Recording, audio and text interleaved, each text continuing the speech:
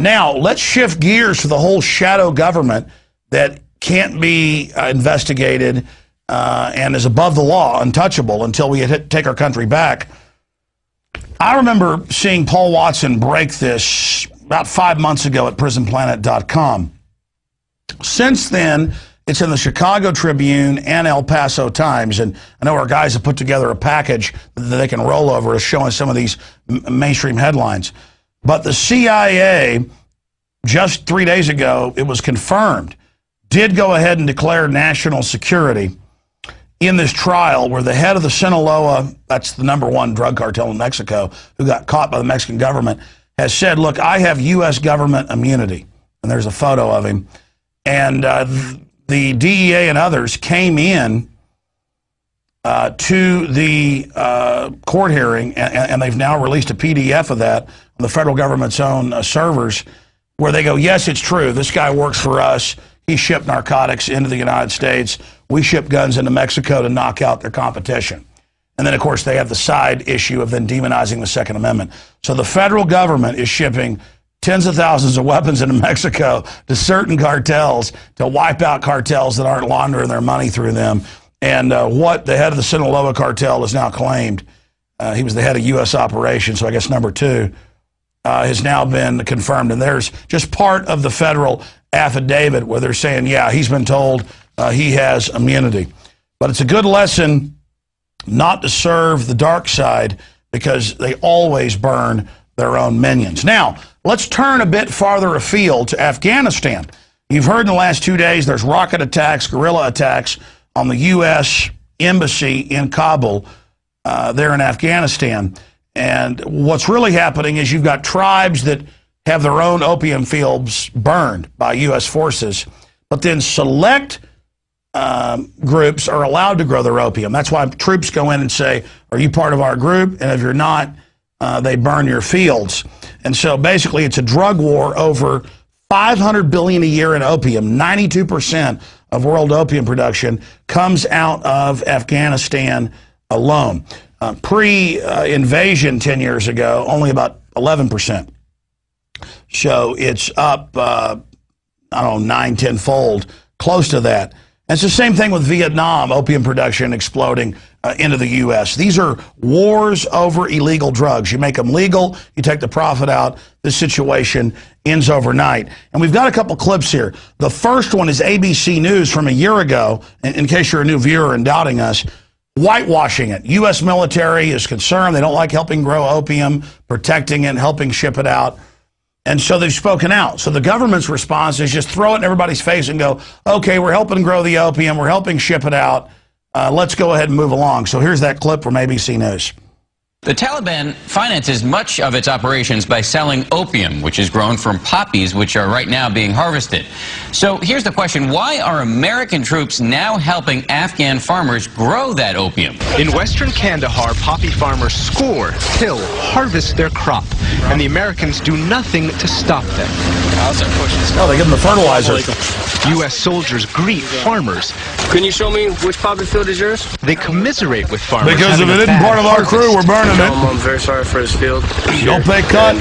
Shut it down. Better harvest next year. And that's why soldiers ignore and encourage the farmers. Yeah, ignore and encourage. Farmers would blame the U.S. for their poverty and turn toward the Taliban.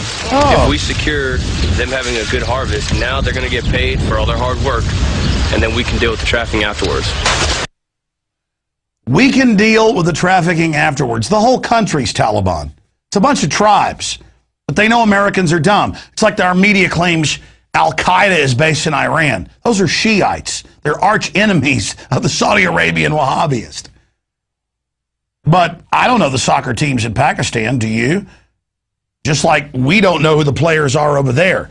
They just completely play us as idiots. But it got worse with Geraldo Rivera. You can watch the whole clip online. Just type in Geraldo Rivera, U.S. government growing opium. They give them the fertilizer, security, and then load it on and fly it here. And we'll deal with the trafficking when your dumb kid uses it. We'll throw them in a private prison owned by big banks that launder the drug money. Let's play that clip. workers. These troops have confiscated 10,000 pounds of opium before the profit reached the Taliban.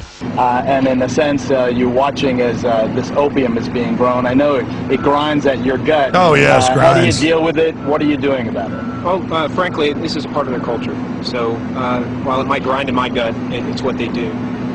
We provide them security, we're providing them resources, and we're providing them alternatives. The Marines are doing the good thing. Dave, Clayton, and Allison, back to you guys in New York. He just explains it better than we can ever read in any paper, what a dilemma it is with the opium trade. And they make so much money off the opium per yard there. They make so much money compared to those other crops. This is the group so it thing. Sounds great in theory, and Geraldo says this predicament that these politicians have put these guys in. Predicament. Tell them, hey, make a lot less money than the heroin you could be making with the poppy. And they can't destroy it. Right. Again, Pat Tillman wrote home about this. They had to kill him. Troops were calling me. We were covering it. That, yeah, we guard it. We give them the fertilizer. It's loaded on C-130, shipped to America. So the system said, look, we'll just throw it in your face. I was listening to Bloomberg Radio this morning, and they were going, yeah, Europe's imploding. We're setting up a banking dictatorship. Ha, ha, ha. But are Americans going to get concerned? And the host said, no, Americans are dumb. Most Americans don't have a passport and don't know where Europe is, and they began cackling like witches. By being ignorant, by thinking politics and the world doesn't matter, you become a willing dupe, a willing slave in this. You become a joke. And I know our viewers care. You're awake and informed, some of you more than I am. We've got to reach out to these sheeple, or none of us have any future. Speaking of somebody that stood up, LAPD detective who had witnessed narcotics trafficking, the CIA tried to recruit him, Mike Rupert, exposed the CIA back in the late 1990s, and his work and Gary Webb's work and others led to a congressional investigation where on C-SPAN the CIA admitted, yeah, we ship cocaine into America. I will tell you, Director Deutsch, as a former Los Angeles police narcotics detective, that the agency has dealt drugs throughout this country for a long time. Director Deutsch, I will refer you to 3 specific agency operations known as Amadeus, Pegasus, and Watchtower. I have Watchtower documents heavily redacted by the agency. I was personally exposed to CIA operations and recruited by CIA personnel who attempted to recruit me in the late 70s to become involved in protecting agency drug operations in this country. I have been trying. Well, there's Mike Rupert. You know, the good news here is when good people stand up, we do start reversing this course. But we're talking about trillions of dollars a year total in keeping drugs illegal. It's time to decriminalize. It's time to treat it like a disease. And then if people do want to be addicts, they get it cheap. They don't break in your house. More than 70%, the Justice Department admits, of crimes in this country are drug-related. It's time to decriminalize all of it. Treat it like the illness it is. That's not just the Infowars Nightly News analysis. That's common sense. The bigger the drug war gets, the more drugs, the more crime, the more police state is on our streets, and now they're converting the police state over to the political commissar, political cops, arresting people like we showed last night for speaking out on street corners and handing out flyers. This is the opposite of freedom. It is pure tyranny.